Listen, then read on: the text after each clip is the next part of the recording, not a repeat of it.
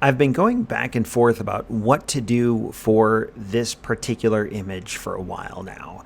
It is a silhouette of an orchid that was gifted to my wife, and it's been doing fine.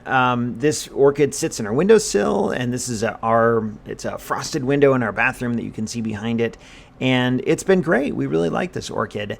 And she told me one day, she goes, I've noticed that there are certain times of day, like in the morning, especially when it's got this nice silhouette to it.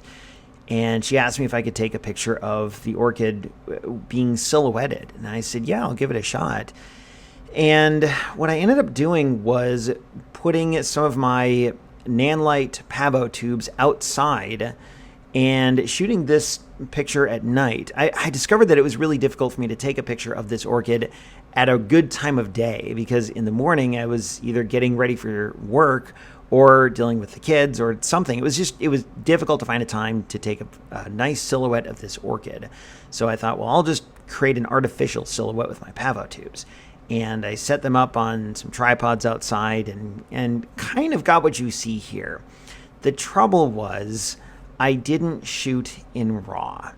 And I'm a huge proponent of shooting RAW when needed. And generally speaking, if I'm shooting my Fuji X100F, I'm not shooting in RAW because the JPEGs on that are so good. And normally what I take with that Fuji is just like photos of family and friends and the people in my life, not artistic photos. So when I shot this, I didn't really think about using RAW, mostly because it's my Fuji and I just never really shoot it in RAW on that Fuji. And what that meant was I had so little flexibility to edit this thing like I really wanted to in post-production. And if you go to the blog, if you're on YouTube watching or listening to this, you can click the link and go to the blog and scroll down and you'll see kind of what originally came out of my camera. It may have been tweaked just slightly, and it's just not great. It's too dark and you can't really tell what's going on.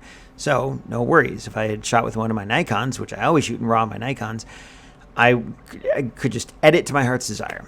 But here, not so much. And I think that's what bothers me about this photo.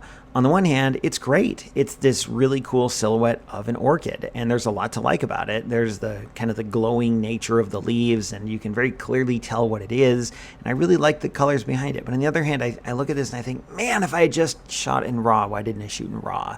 You can see all kinds of JPEG compression artifacts if you look at the background.